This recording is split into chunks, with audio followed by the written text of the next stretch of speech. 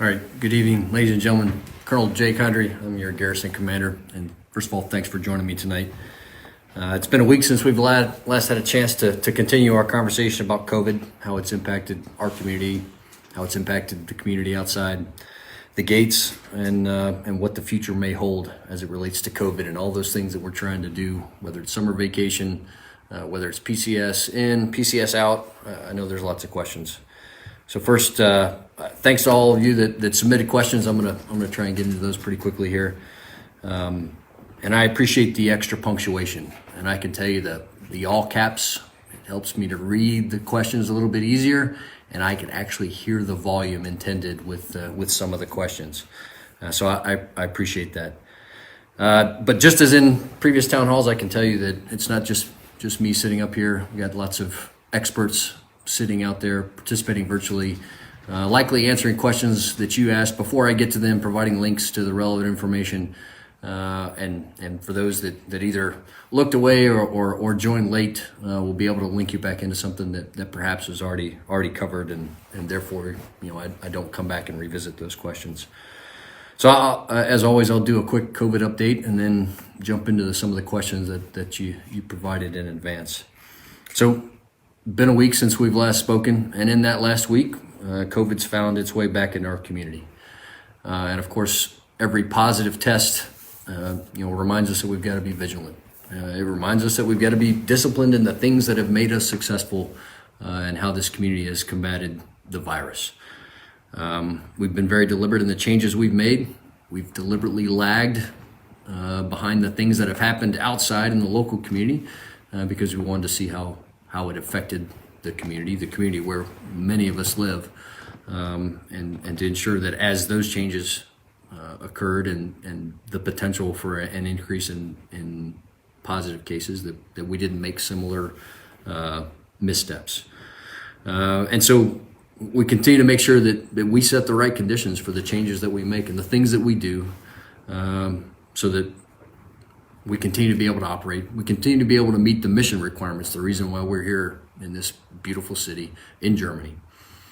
And so, as you're seeing, we're bringing more people back to work. Different units are doing it different ways. I know there's a desire to maintain some of the muscle memory we've built up as it relates to teleworking, where that's possible. Some jobs that was never possible. We're setting the conditions to reopen CDCs. To reopen our physical fitness centers, to put chairs and tables back in the food courts. A lot of the things that will remind you of what things were like, only 4 months ago. And of course, we've got to make some changes, because we've got people that are coming into the community. We've got to bring them in the right way. We've got to deal with some of the challenges that COVID presents for those families and those service members, civilians, and contractors. And then, of course, we're saying goodbye to many members of our community. So it's a big period of transition, just as every summer is here. But as I look at that, I'm trying to look at it from it's still COVID day perspective. And so those things will look different. And I'm going to make sure that we've applied the things that we've learned. And as our understanding continues to evolve, that we apply the new things that we learn. I can tell you that we will not get in front of our host nation. That's part of the agreement that we have. And we won't implement a change that requires some sort of regulation or oversight that we aren't able or aren't willing to provide. And so I know that's going to be a source of frustration for some of you. And as I said last week, the virus isn't gone. We don't have a vaccine yet. And the smallest misstep is an invitation for infection. And so as I look at what we must do as a community, we've failed as a group, as a collective, if we have forgotten that we need to keep our hands clean, that we need to maintain 6 feet of social distancing. And if we forget to put on a mask when we can't guarantee that we can keep 6 feet of space between those that are around us. And so with that, I'll jump into some of the questions, and I'll start with a sofa question. So Sarah asks, I have a question. My daughter's passport is now expired. I know the State Department is only issuing emergency passports at this time.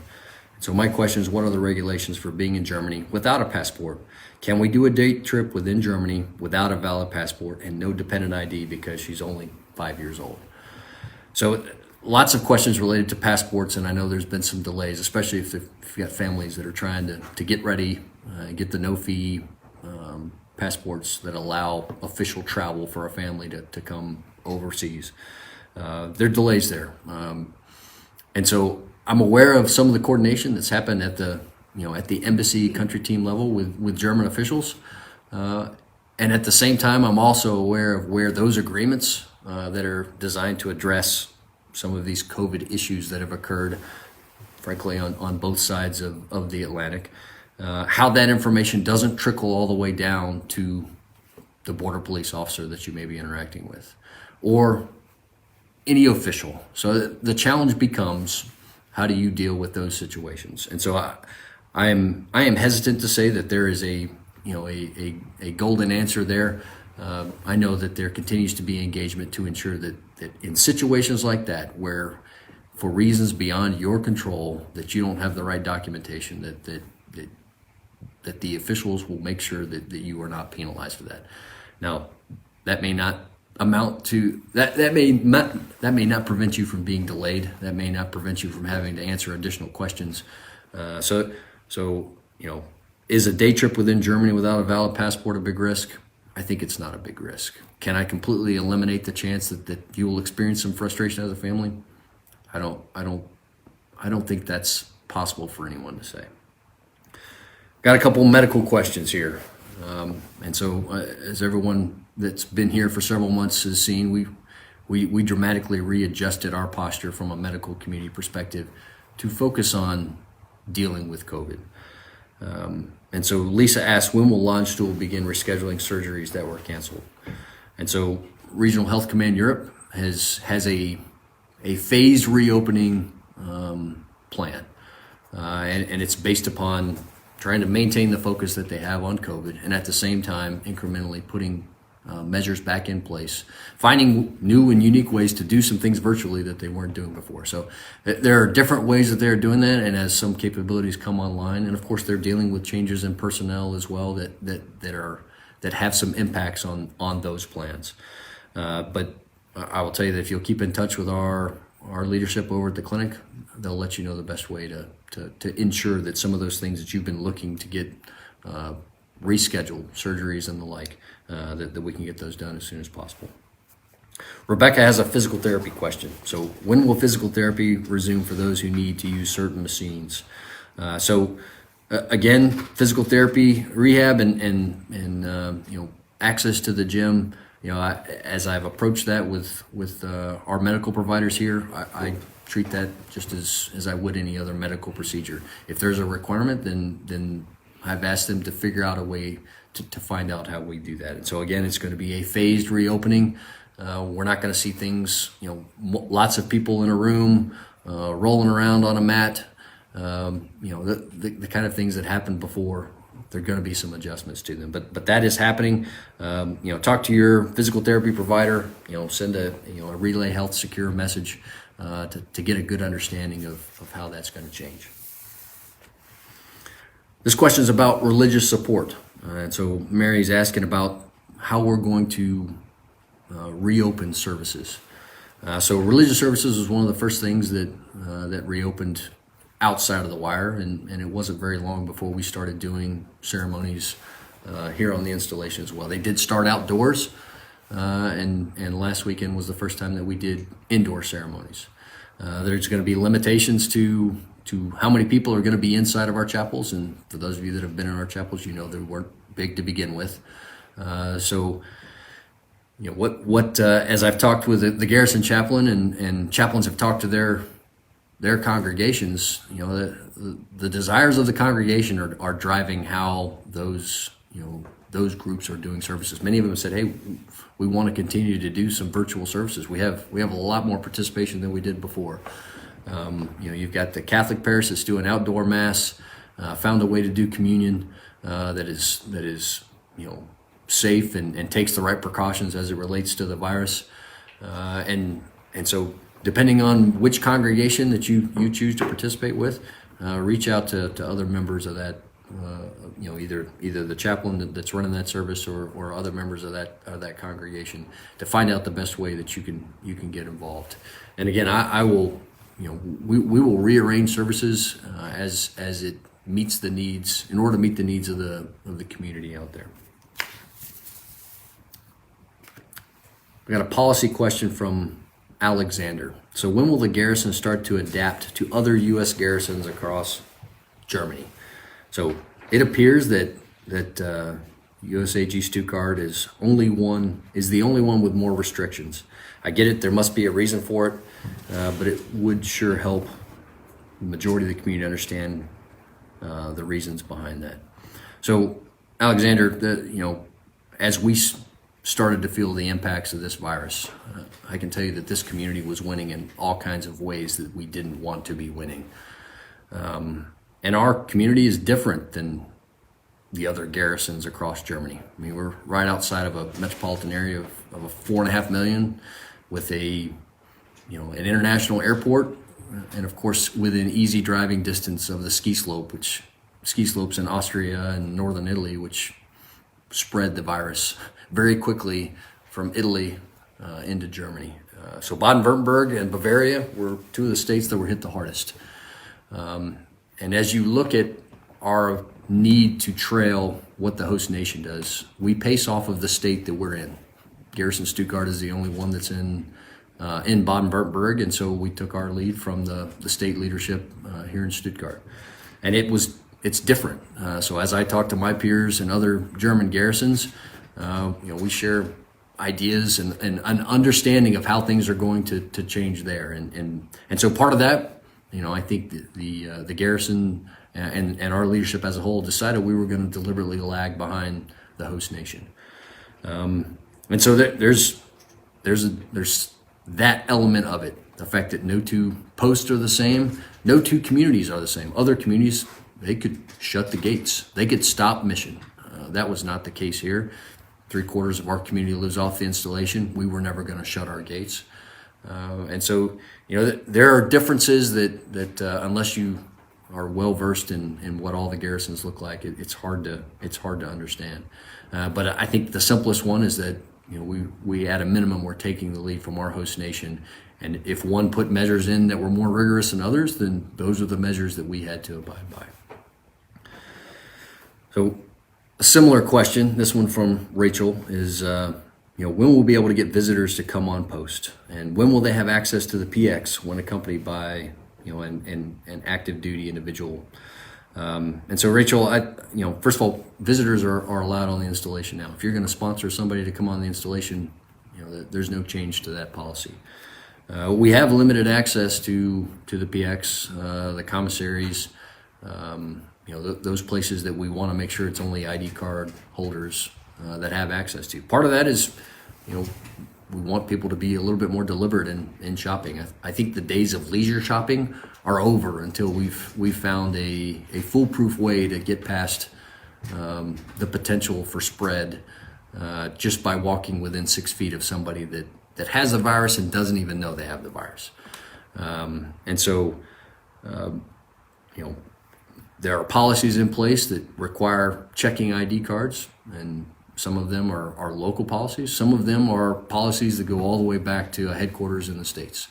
And so, there's a combination of those, and we do our best to make sure we understand why things are happening, and we'll continue to provide information to you and the rest of the community as those things change.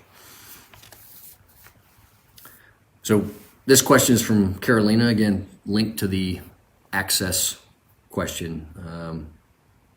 And can we get a guest pass at the office for 3 days? So Carolina, yes, at the Patch, Panzer, and Kelly main gates, you can go in and get a 3-day pass there. You don't need to come in to the office here on Panzer, but I will say that any visitor you have must be escorted at all times. So playgrounds, lots of questions about playgrounds. So Kate, Rachel, I think there were, as I went through, several others. Questions about playgrounds. So parks, kids are playing together off the playgrounds, riding bikes, playing in the streets, the dumpsters have become the new playgrounds. This is not Kate's question. This is me. So kids are playing together, not in parks. Open the parks, pretty please. Same thing from Rachel. Parks opened 3 weeks ago in Baden-Württemberg. COVID cases have decreased. Why aren't we opening up, playgrounds on the installation? This is one of those things where, as I talked about in the introduction, I don't want to implement an opening, that has some sort of host nation requirement that we are not positioned to regulate or to supervise. And so Baden-Württemberg has opened up their playgrounds, and they have a limitation of no more than 2 kids within 10 square meters of each other. And having seen playgrounds off the installation, I can tell you that they don't enforce that. I do get some feedback as to the tickets that they issue from the different communities and the mayors that I interact with, and they don't hesitate to give a €250 fine per kid. We're not going to do that on the installation.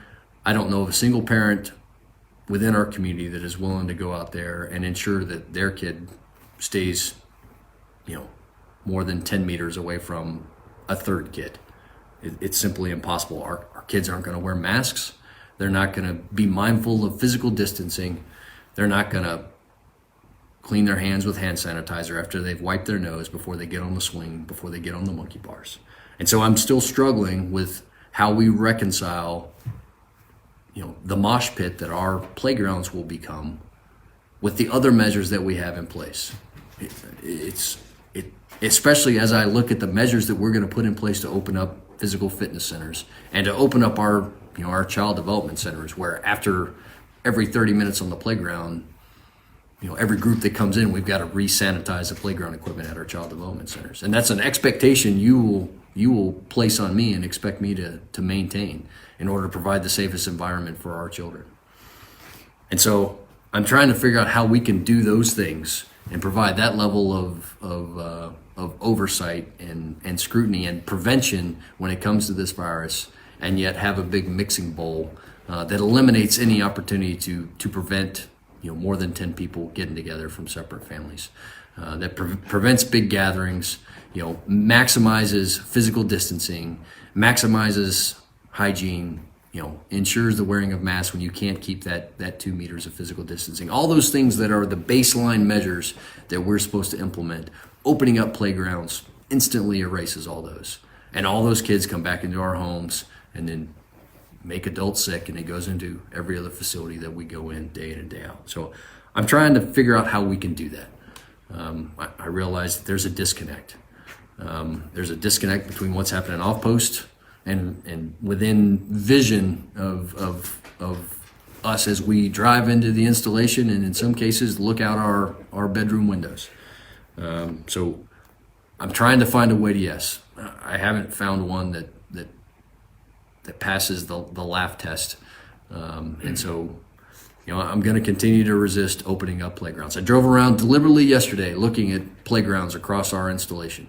Made eye-to-eye contact with the kids that are pulling the red tape down that last week you asked me to put back up. So I understand the desire, especially as school's ending, to be able to get something out there to have a focal point for the energy of our kids. And so I'm hopeful that we'll have more feedback soon. There'll be some report, some feedback from the CDC or study that erases a lot of the concerns that I and other people have as we look at the disparity between what will happen on our playgrounds and what we're trying to prevent from happening everywhere else in the community. So I know everybody was looking for some satisfaction on playgrounds tonight. I'm sorry, we'll have to postpone that for another day. Another question related to COVID inconveniences, the PCS quarantine. So a question here from Meg and a similar one from Kim. And so if Stuttgart and our gaining base both reach new stage 2 unrestricted travel according to Tuesday's new stop movement policy signed by the SecDef, would the 14-day quarantine still be required? And a follow-up question, any clarity on the 14-day quarantine when we PCS back to the states is appreciated, since different policies from the DOD, CDC, each base post in each state make the situation unclear and confusing. Thank you. So that's Meg's question. Kim, I'm going to go ahead and, because I think that the answer is kind of the same for both. Do new contractor personnel coming into Stuttgart need to quarantine for 14 days, or are they exempt because of SOFA status or otherwise? If the personnel must isolate for 14 days, their family arrives a week later, does that isolation period restart? So two kind of similar, but with some different permutations of those two questions. The new SecDef memo, and I've had several opportunities to read it, and I know there's lots of people much smarter than me doing analysis on it and trying to define what the process will look like, because it is deliberately focused on a conditions-based approach that looks at where you're coming from and where you're going to, and when the conditions are set from both locations, travel resumes. And that takes away a date that we had with the previous guidance. But there's a process involved with that. There's lots of different considerations that you have to collect data on and have to understand. And then of course there's a submission and to the right approval authority that says, if you're coming from this location or going to this location, then you are cleared to move. And so I think there's going to be some confusion and a lack of clarity, at least for a couple of weeks, until we have better defined what those conditions are and have a better understanding of what the terminology is, what the standards are going to be. And that allows different installations, different services, different local conditions, because all those things are the variables that need to be considered when you're utilizing a conditions-based approach. And so understanding that's not going to be a rapid decision. When it comes to a 14-day quarantine, there's two elements to that. First of all, there's the host nation policies that we have to abide by. So that's going to be a starting point for any DOD sponsored individual and their family that comes into the community, whether it's a service member, a civilian, a contractor. If you're coming to work for Uncle Sam, been sent here on official travel funded by the government, the expectation is that you are following these standards. I'll go back to the fact that if it's government funded travel and you are being brought here in support of one of the many missions here on the installation, there's also a U.S. government policy that may direct quarantine that may be different in some ways from what the host nation, what the state of Baden-Württemberg has said, what the state of Bavaria has said. There's going to be differences between the states. And so the 14-day quarantine, it creates a whole new host of concerns, host of issues, things that we can conceive, things that we have yet to conceive when we do our planning on how we're going to receive new members of the community this summer. I can tell you that we've been looking at that for well over a month now. We've been trying to figure out how, if a family is inside of a hotel for 14 days, how we make good use of that time. How as soon as you come out, you're not 14 days behind when it comes to doing the things that allow you to get your feet underneath you here on the installation, all the in-processing, all those kind of things. And so I expect that the guidance on 14-day quarantine will evolve, just as the information that drives the conditions-based approach to lifting of stop-move restrictions will evolve. And so the only thing that I can offer you is that as it changes, I'll let you know. And I recognize that there will be some frustration associated with that. And I think what you will hear from me, what you'll hear from our desk clerks that you call and make reservations with, is that it's probably going to be the worst possible news, because I don't want to be in a position to offer you great news and then you land and find out that, oh no, that's not the reality that you're dealing with. And so how do we deal with pets? How do we deal with laundry? How do you deal with a new prescription refill? How do I get a SIM card for my recently unlocked phone? Because the Wi-Fi in the hotel off post isn't great. I mean, those are all questions that we're looking at and trying to generate some answers. And I think we're going to be relying on units and sponsors a lot more. we're going to be relying on people that know the lay of the land and perhaps can answer questions for you. But there's going to be limits to that. And so we recognize that. We're going to try and find solutions that deal with each one of those and have a mechanism for people that have found a problem that they can't solve between them and their sponsor, them and their unit, that we can get the right, smart people, involved in it and see if we can find a solution. So quarantine, I know that's going to be a continued topic of discussion. I'm hopeful that I'll be able to add more information soon, but understand that there's the policies both from the host nation and from the U.S. government, they're going to continue to evolve, and the intent is to make sure that the infection doesn't spread. And so I hope to be able to offer more soon.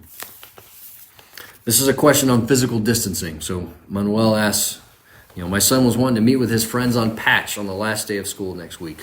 Will that be allowed? So Manuel, the good news is that will be allowed with conditions, with COVID conditions. And so whether you're meeting indoors, outdoors, that determines how many people from different households can get together. Still got to maintain physical distancing. If you can't maintain physical distancing, still you need to be wearing a mask. I'm presuming that it's not a small child that's going to meet his friends. And so those are the things, and we're going to be expecting, the younger members of our community, when they get together with friends, that they continue to do things that make good sense and prevent the virus from being spread. And so is it allowed? It's allowed by the host nation effective, the 27th, effective yesterday. I think we should do that within our community as well. But it needs to be one of those things that we have a deliberate conversation about and talk about how we're going to make sure that we're not, creating a spreader event with this last day of school visit. So postal, several questions about postal. I don't know, the last time I talked to the community, the main question was red, white, and blue. Will the community mailrooms stay in red, white, and blue? So first, I will tell you that red, white, and blue scheduled to start next red cycle on Sunday. And so we will maintain the red, white, and blue construct. We will publish a calendar that goes all the way through June. I will tell you though that like I pulled the PX and the commissary out of the red, white, and blue cycle, I'm going to do the same for our community mailrooms. So Sunday, with the start of the red, white, and blue cycle, none of our community mailrooms will be open. They will, however, be open on Monday and be open Monday through Friday without a requirement for you to come in there based upon a red, white, or blue designation. So starting Monday, red, white, and blue will not apply to our community mailrooms.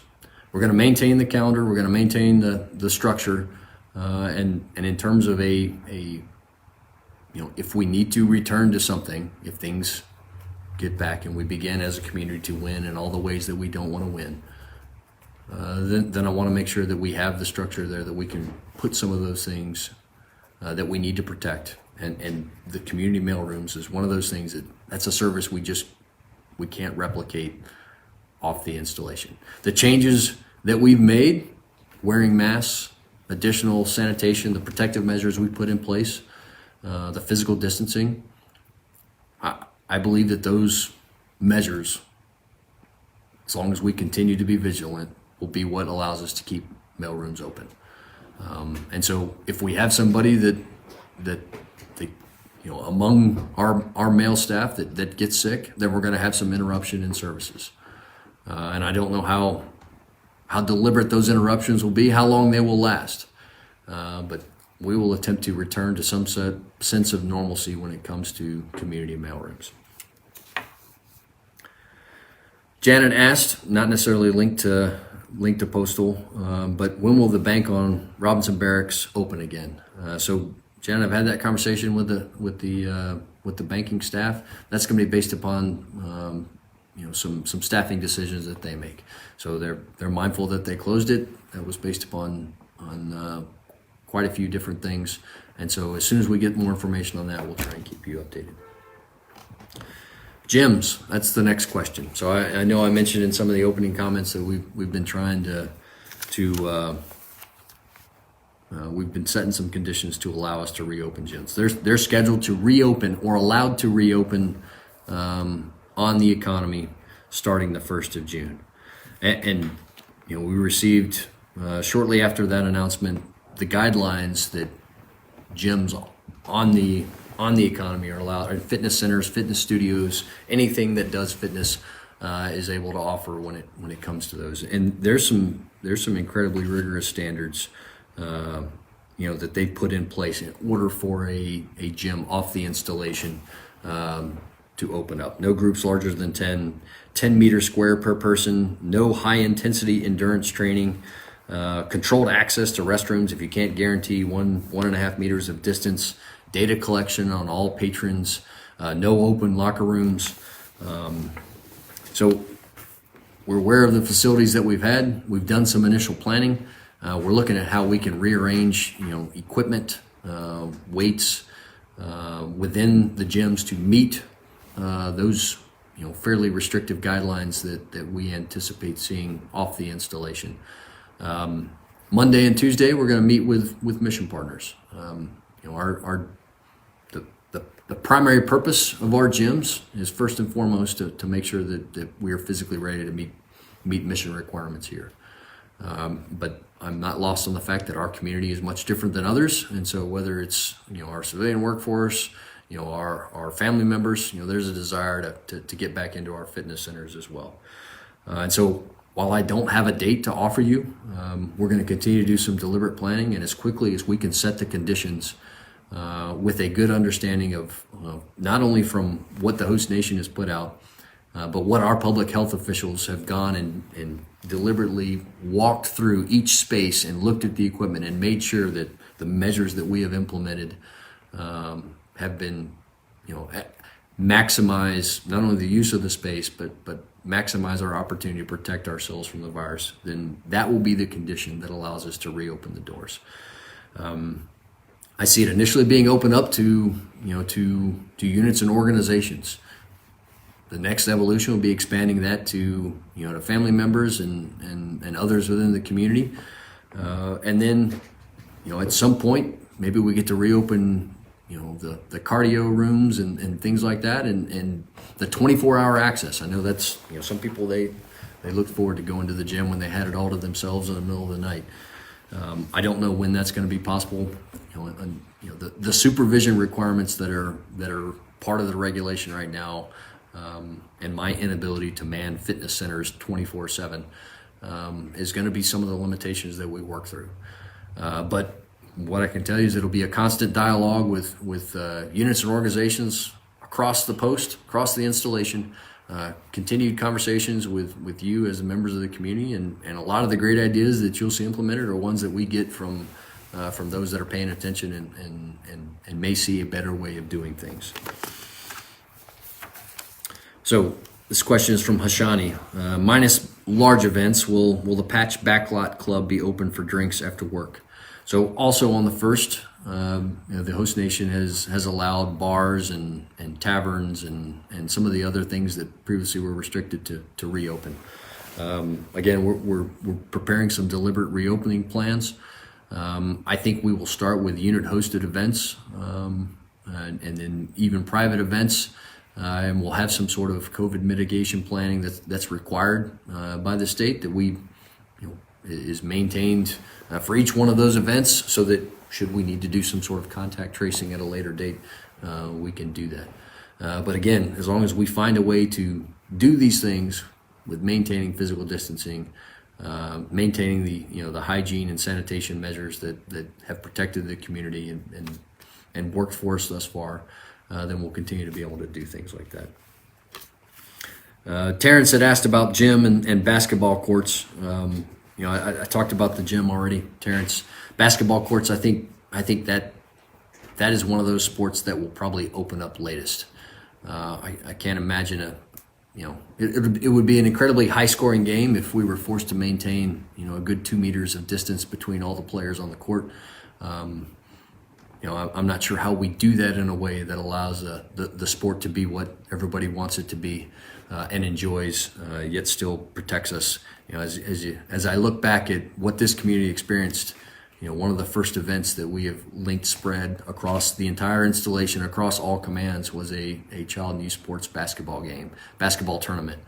And so that's one of the things that sticks in my mind, but is not lost on everyone else that's looking at sports in general, and how we do that in a way that minimizes the spread of the virus. So this is a question from Glenn. It's about bringing workforce back into the workplace. And so, what will the procedures for high-risk personnel working in a customer service environment return for work be?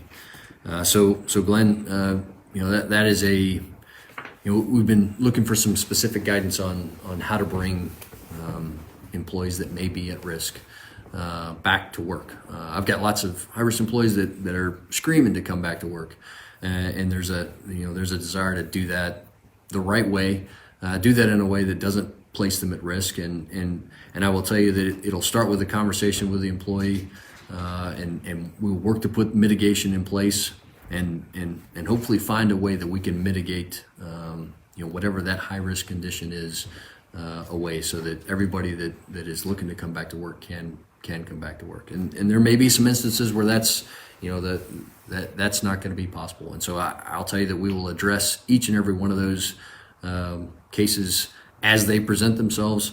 But it begins with a conversation that you are having with your supervisor, and the guidance that your supervisor is getting, through his leadership chain, and the process that they're going to be using. So this question is from Julian. I assume that we will most likely not get the traditional 4th of July celebration this summer with a live band, etc. But will there be any sort of celebration this year? So, Julian, we've been looking at that problem specifically. You're right. We're not going to bring everybody together on Patch Barracks on Husky Field. Have a big concert. Have kids playing games. Have everybody stacked next to each other under tents and in lawn chairs, with a whole bunch of food vendors in order to watch a big fireworks display. The MWR team is trying to figure out how what kind of things we can do distributed virtually, where you kind of with your friends are having a barbecue celebrating the 4th of July, working to figure out how we can get fireworks going and get them in a place where everybody can see them and hear them from where they live. And so more to follow on that. The changes that we're looking to implement require a lot of engagement with our host nation partners, and in many cases convincing them that the American military community here in Stuttgart isn't having a big party despite the restrictions that are out there. So there's a lot of communication that needs to occur on the front side of that, and we should be publishing something here to the community very soon that details exactly how we're going to do that. So more to follow, Julian, on the 4th of July. Vanessa's asking, any idea when the CDCs will open again? So Vanessa, again, we've received some initial guidance from higher headquarters as to how we do that, what mitigation we need to put in place in order to ensure that we're providing the safest environment for kids that we're bringing together and taking care of for parents that are at work. When we take into the account the facilities we have, and the caregivers, the number of caregivers that we have, and the new requirements, and the deliberate separation and some additional measures that we have to put in place, I think the facilities and the caregivers we have will be able to provide services for about a third of the kids that we were able to do before. And so that will be how we start, and we will look for opportunities to increase the number of kids, both small CDC age and school age center as well. So right now the two places we will open, one will be on Panzer, one will be on Kelly, are designed to give us as many spaces as possible with the staff that we have. We're actively hiring, so if you're interested in being a care provider, then go on the app, go on the jobs button, go on USA Jobs. We've got a virtual hiring fair on the 9th of June that the last couple that we've done, we've hired caregivers on the spot. We're also looking at ways we're bringing high-risk individuals that are already part of the Child and Youth Services team back into the back into the workplace. Want to make sure we do that right. And so that will be how we start. I don't have an exact date yet. I know we've done some initial analysis on the facilities. Yesterday and today we were doing the final inspections from a safety and preventative health, making sure that we have all the materials and supplies and protective equipment on hand, and that the staff is trained and knows the procedures. There's going to be an education piece for parents as well, and so that engagement with parents will begin very soon, if not already. We've asked mission partners to help us understand of all of the members of their command that have children that are enrolled in the program, who if they only have this number of slots, do they need to have and receive those slots? And so that conversation is ongoing, and so we're hopeful that very soon we'll be able to reopen child development centers. So I know how important that is to families. I know what kind of burden is on on a single service member, single civilian, or dual working couples. I realize that there's some trade-offs that are happening right now because we don't have kids in school, we don't have kids in child development centers. And so as quickly as we can expand capacity and do it safely, I assure you that's what we'll do. So here's a question from Morgan. Is camping in our own personal tents allowed within Germany? So I understand that, at least in the state of Baden-Württemberg, that they have reopened campgrounds for campers and RVs. However, they have not reopened common areas such as kitchens, shower facilities, locker rooms. So if those are things that you as a camper, in your tent depended upon, I don't think those are going to be open, at least initially. That also comes back to a similar question related to General Order 1 Bravo and really the recent travel restrictions memo that we've gone to is, will people be able to stay overnight? I presume you're not going to set up a tent and then breaking it down so you can come home and sleep in your own bed that evening. So lots of questions about overnight trips, between Kate, Lisa, Janet, Kelsey, Joy, Karen. The question is about overnight trips within Germany. And so again, just as we were talking about with quarantine, there's two elements to that question. The first one being, what does the host nation authorize? Will it be tourism and the opening of hotels and campgrounds and the ability to rent out private homes within the state, within the nation? When will that expand to Schengen countries or even some non-Schengen countries, given that you can drive into Switzerland fairly easily from here? As I've seen, those conversations between nations are ongoing. There's a desire to reduce the impact on the leisure and tourism industries, but there's that's up against trying to do that in a way that doesn't allow for spread across borders that are in some cases still closed and very heavily regulated.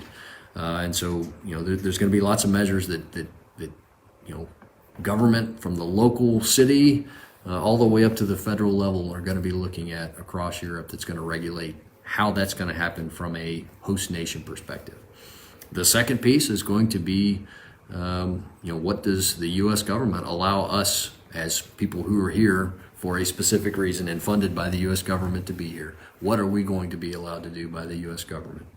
And so right now, that new 22 May SecDef memo specifically addresses leisure travel or unofficial travel, and it is still listed in the paragraph titled restrictions. And so until there is some more guidance from our higher headquarters as to how that will happen, I don't have a good answer for you. So what I will ask you to do is I will tell you what I see evolve from a host nation standpoint, but in terms of what the higher headquarters guidance will be, continue to engage through unit and organizational chain of command to get the most current information there. I am hesitant to tell you that you are allowed to go do something overnight and be sideways with your leadership. So that's not a great answer. Again, as we look at a conditions-based approach, I think all the summer travel plans that some of us have, had to cancel already. Those things are still big question marks next to them. So I don't have a great answer on when you'll be able to travel overnight, when you'll be able to travel, across the border, if there will be quarantine requirements, if you'll have problems getting back across the border. All those are variables that are still, very much in question. And so I'm hesitant to say, hey, you've got the green light, have a good time. Even if what we are seeing, whether it's a media source or word of mouth, even if government hotels are opening up in Bavaria, until we've got the ability to clear from a host nation perspective, and then again from a U.S. government perspective, our authorities to do leisure travel, unofficial travel, then I'm going to continue to ask you to push that question up through chains of command. Several questions about schools next year. And so I know that that's part of the conditions-based approach in terms of PCS this summer. As I've heard from both the local DODEA leadership here and the Europe level DODEA leadership, the intent is to resume schools in school next fall. I know we've seen several iterations depending on where you call home as to how universities and schools may be adjusting, summer starts, end dates for the fall semester, to try and find the sweet spot between the second wave or flu season or whatever the strategy will be. I know there's some deliberate planning happening by DODEA, and the intent is to ensure that any decision is made with the health of the students, staff, and the community in mind. And I know that's not a great answer right now, but that's the best answer I'm going to be able to offer when it comes to seeing that far into the future, the August-September timeframe. So hopefully there'll be more information to follow up regarding that. I don't know if DODEA is going to do a live stream type event that offers an opportunity for our family members to ask questions that are kind of DODEA Europe at large, but potentially even down to some of the local questions that affect us in our schools. So more to follow on that. I'll this question related to live stream events, I will forward up through DODEA leadership and see what they're looking to do. Okay, here's a question related to private organizations, and so with churches open, with gathering in groups, church services being permitted, can you please provide guidance on what this will mean for groups such as Boy or Girl Scouts? And so, Lori, as I look at the authorizations that have just come down, the 1 June, allowing groups of 10, inside and up to 20 outside. I think that creates an opportunity for a lot of the things that our private organizations here on the installation were able to do previously. So I've asked our MWR team to put out some guidelines. I think that, again, it's going to have to be COVID informed. And so the same kind of mitigation that we're going to put in place for events, whether it's a promotion party, a retirement ceremony, a christening, the same kind of mitigation and tracking of who attended is going to be necessary. So we'll be getting information out soon that allows our private organizations to get together and do the things that they've always enjoyed doing. This question comes from Zelle, and Aaron had a very similar question, so I'll add that one in here as well. So when will the Robinson Furniture Store start delivery again? Been told that delivery company is ready to start deliveries, and the Robinson store is ready as well, so when can this happen? So short answer is anticipate no later than Saturday, June 13th is when this will happen. And also, this is what I'm getting from our AFES general manager. He may be answering or adding on to this online as we speak. The furniture facility will be open Tuesday through Friday and Sunday 12 to 1900 and Saturday 11 to 1900, Monday closed. So some changes from that perspective there. Okay, I think I worked through most of the questions that came in advance. What do we have since then? Many questions coming in on the live stream, a lot been answered by the experts, as you said. This one needs picking up. Shamaria asks, what is the process to get people who have just arrived into classes and briefings, or more specifically, the housing briefs? So Shamaria, just this week we've been testing our new virtual end processing. And as much as possible, I want to find a way for people to do things that we previously did in a big classroom in front of a big screen, with a PowerPoint slide presentation, virtually via YouTube video, or in some cases, some sort of Microsoft Meets or Cisco WebEx interaction where there can be some participation. There are some things that we do, that require some sort of exchange. There's not a way I can give you, a ration card virtually. But creating paperwork, filling out paperwork, doing a digital signature, I think we've gotten to where that's possible. We're trying to find a way that we do that without having without people needing a CAC-enabled access to a .mil network, because when you arrive here, you don't have that, and the Wi-Fi that you may be relying on, in many cases, it's not going to allow you to stream video very well, especially if your kid's sitting on the next bed or are trying to live stream their favorite shows on Netflix. And so we're testing it this week. I've asked my team to be able to start doing that the 1st of June. And so part of that is going to be our education of sponsors, because this is different from anybody that's been here. There's going to be a new process that we hope they will help us educate new members coming to the community. The app, so the PCS in button is where we want to start the conversation with people well in advance of when they arrive. I recognize that as we're doing things virtually, it's not only you trapped in a hotel room where that may be possible, but even potentially in advance of arrival. And so we're trying to find a way that we do that. And I think we will spend June learning how to do that. And if I'm being honest, it'll probably take us the whole summer before we've got the process finally right. And so, COVID has created a requirement to do things differently. And I've asked the team to approach that as an opportunity.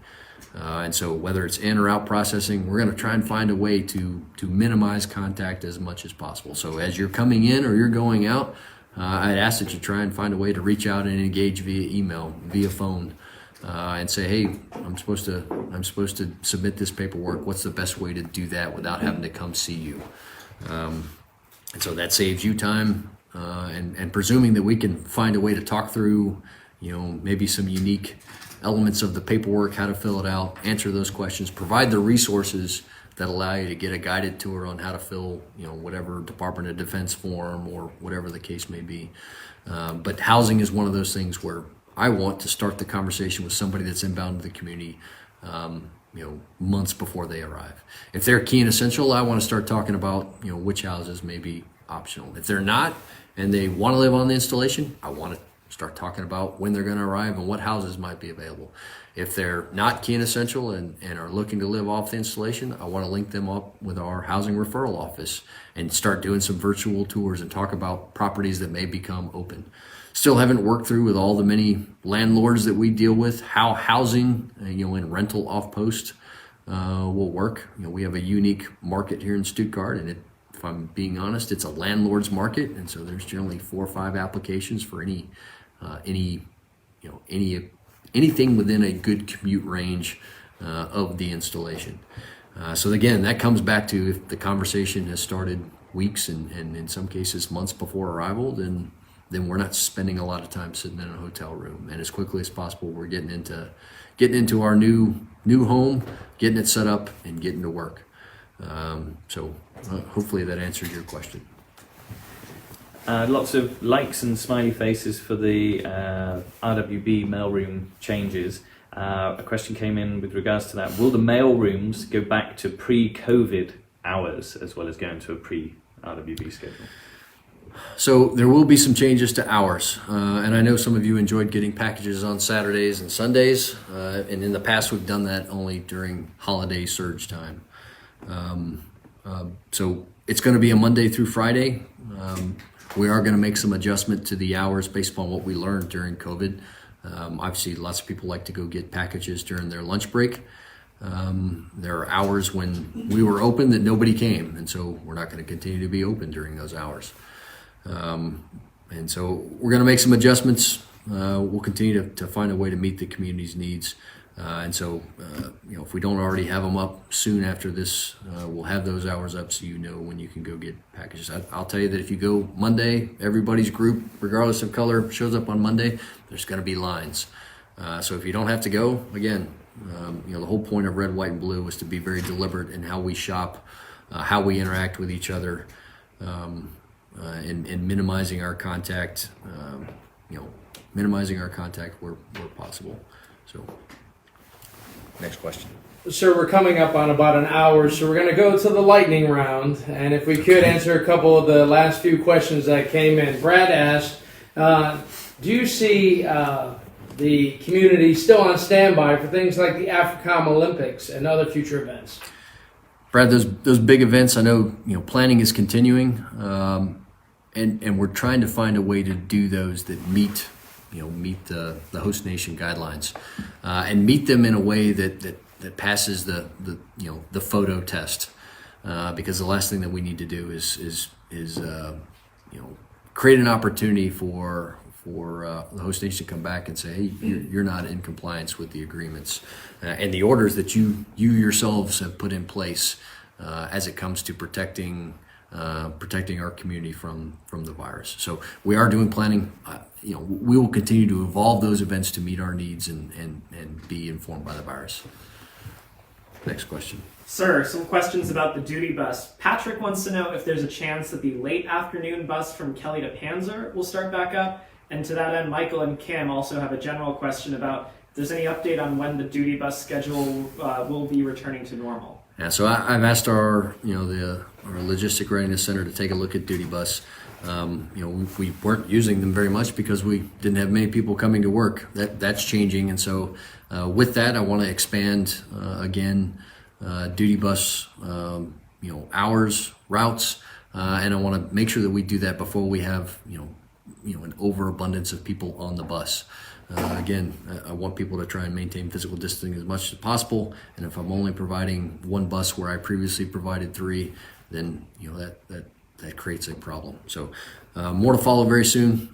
We'll get those routes back up. We'll get the schedule reposted so that everyone's tracking when that's going to happen. Sir, Bobby joined us a little late and asked, when is a General Order Number 1 expected to come out?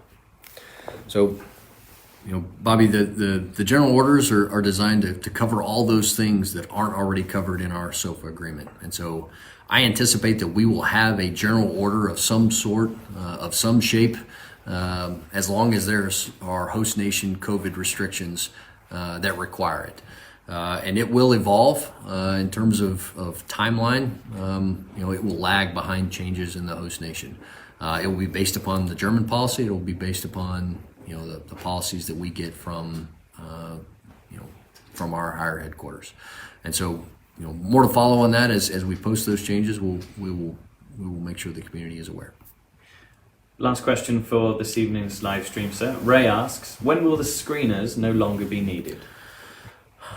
Ray, the screeners are, we had screeners at the ACPs. We pulled them off. We have screeners at some of the key facilities, and part of that's linked to the requirement to check ID cards at entry control points for some of those facilities. And part of it is a constant reminder for those of us that are getting back to busy lives and are forgetting about the things that we need to do in order to continue to protect ourselves. The fact that we have to have people enforcing hand washing at the entrances to facilities, on days, it baffles me. But I will tell you, as I talk to the people that serve as screeners, there are people that resist washing their hands, putting on a mask. And what I don't want to have is a clerk or a cashier that feels like they're at risk in doing their job when it comes to protecting themselves and protecting the community from the virus. And so that's the role of the screener. It's kind of that last line of defense. And so I'm going to continue to look at it as the last line of defense. And I think there's going to have to be some significant changes to our understanding of how the virus works, how it moves among us, and how we can better protect ourselves to ensure that, to relieve ourselves of that requirement. Before we get into the housekeeping and the wrapping up, sir, Bardia's mother has been on the chat a couple of times asking if it's possible for you to wish him a happy birthday. Bardia, today's your birthday. It was supposed to stay secret, but my mom made sure that didn't happen. Well, Bardia's mom, well done. Happy birthday to Bardia. Thank you, sir. Thank you, Mom.